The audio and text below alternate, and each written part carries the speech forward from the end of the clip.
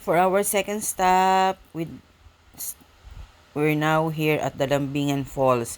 Ito daw yung falls na kaya tinawag na lambingan kasi marami naglalambingan. No, joking aside, ang ganda ng medyo medyo mabato yung lugar papunta doon, tsaka mga tipong 20 minutes walk ba yun or 10 minutes walk. Pero sulit naman kasi pagdating sa dulo, pagdating talaga sa falls, maganda talaga siya. Tapos at the same time, malinis yung tubig. Siguro ako lang hindi masyadong kasi hindi naman ako nagsuswim. So takot ako dun sa malalim.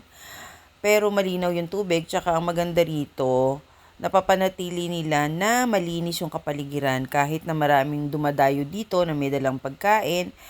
Nalilinis din daw ng mga taga roon yung lugar kaya napapanatili niya tong malinis at kaaya-aya para sa mga dadayo or mga taga roon na swimming at paano siya ng parang picnic or family gathering.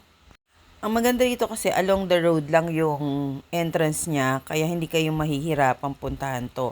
Kaya kung nandito rin lang kayo sa may Sibuyan, pwede nyo na tong daanan at isa to sa mga dapat na tourist spot na i-try ninyo.